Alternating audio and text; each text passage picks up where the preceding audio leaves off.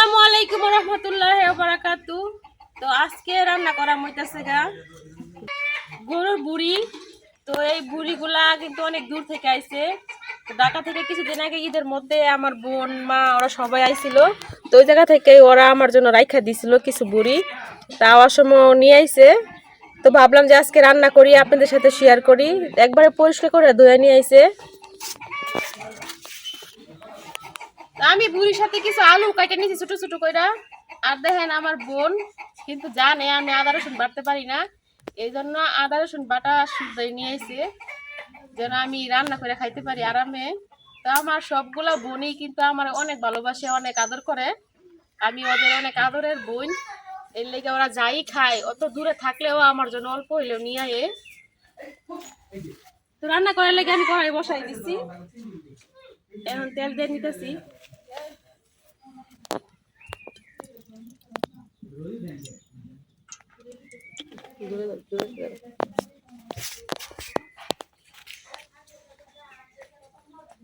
তো মা বোনের ভালোবাসা কিন্তু একেবারে অতুলনীয়, বলার মতো কিছু নাই, বলার ভাষাই নাই।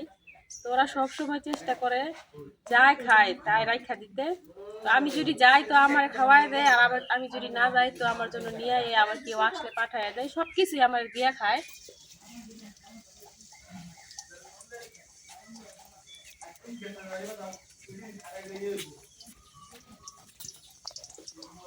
তো ওরা যতটুকু পারে ততটুকুই আমার জন্য করে।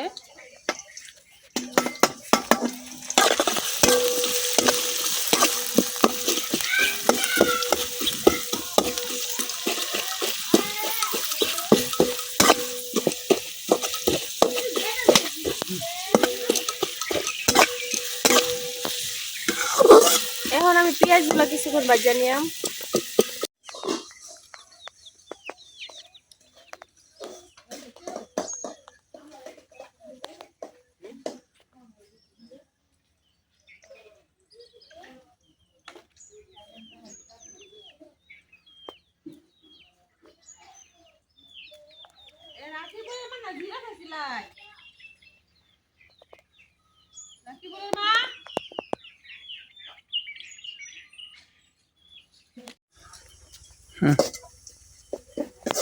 পেঁয়াজটা হালকা লাল করে আমি ভাজা নিছি, এখন দিয়ে দিতেছি অল্প একটু পানি।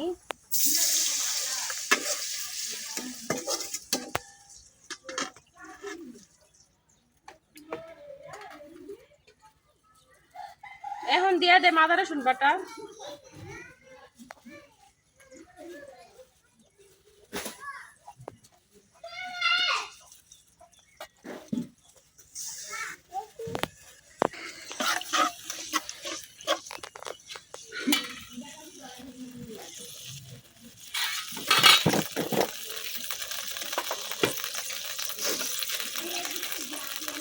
এখন দিয়ে দিতেছি গুঁড়া মশলা, হলুদের গুঁড়া, মরিচের গুঁড়া,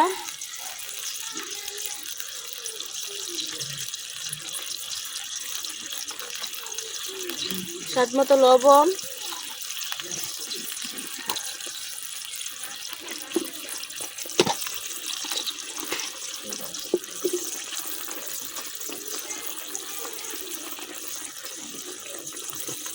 ভাজা জিরার গুঁড়া,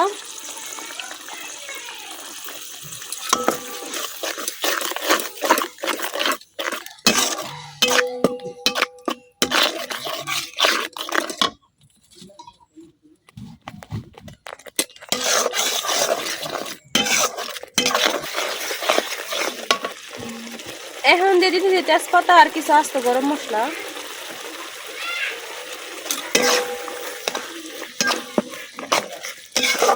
এখন মশলাটা কিছুক্ষণ কষে নেবেন।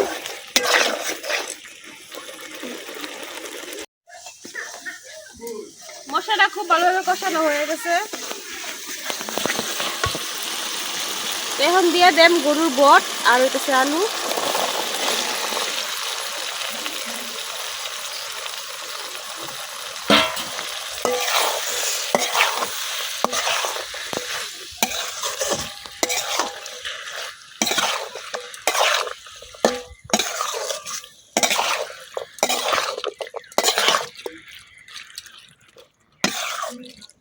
মশলাটা আমি খুব ভালোভাবে মিশিয়ে নিছি, এখন ডাইকে কিছুক্ষণ কষায় নেন।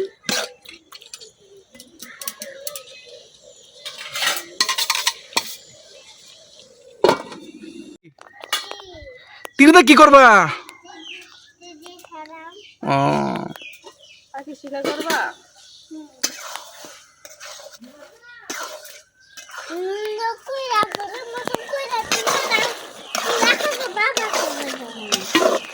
তো বডির মধ্যে অনেকটাই পানি উঠছে, ওই পানিটা দিয়ে আমি কিছুক্ষণ কষাই নিছি। এখন আবার একটু পানি দিয়ে দিচ্ছি কষানোর লাগিয়া, কারণ এই বটটা সিদ্ধ হইতে অনেকটা সময় লাগে,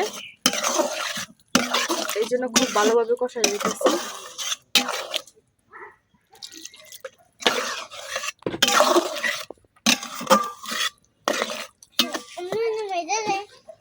এখন ডাইকে আর কিছুক্ষণ কষাই নেম।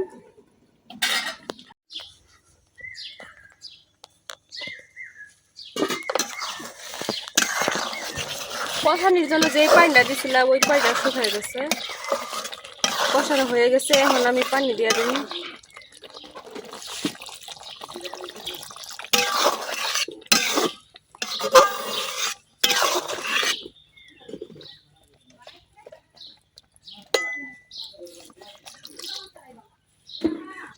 এতটুকু পানিতেই কিন্তু বুড়িগুলা খুব ভালোভাবে সিদ্ধ হয়ে যাব। এখন ডাইকা কিছুক্ষণ রান্না করে নেম। বট রান্নাটা প্রায় হয়ে গেছে, তো অনেকটাই কষানো কষানো হয়েছে। তো আমি ভাবতেছিলাম একবারে শুকায় নিয়াম, একটু ভাজা ভাজা করাম, তাইলে খাইতে ভালো লাগবো। তো এই যে এখনো কিন্তু একটু একটু ঝুল আছে, তো আমি সবটা একবার টানাই নিলাম, একটু ভাজা ভাজা করে নেবেন কি।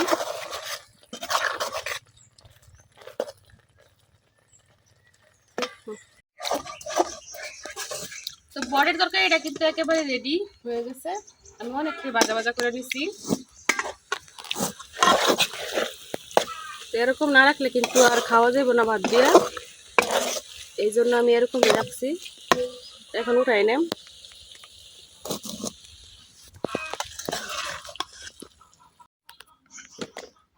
তো এই যে তৈরি হয়ে গেছে আমার আলু দিয়া গরুর বুড়ি রান্না। তো বুড়িও কয় আবার বটও কয়, আরো কি কি কয় জানি না, অনেক দেশে অনেক নাম। তো আমার রান্নাটা কেমন হয়েছে দেখেন, সুন্দর একটা গান বেরোইছে। আর এই বটের তরকারি কিন্তু আমার কাছে অনেক ভালো লাগে, অনেকেই পছন্দ করে, আবার অনেকেই পছন্দ করে না। তো আমি কিন্তু একেবারে ভাজা ভাজা করে রান্না করছি।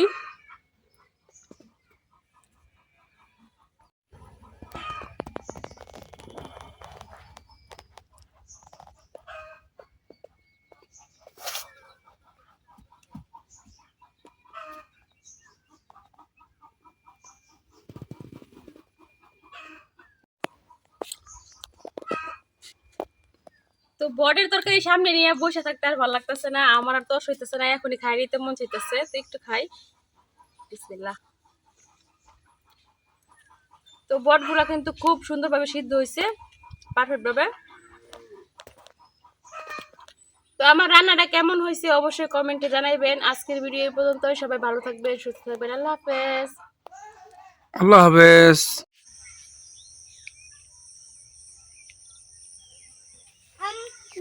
Baba!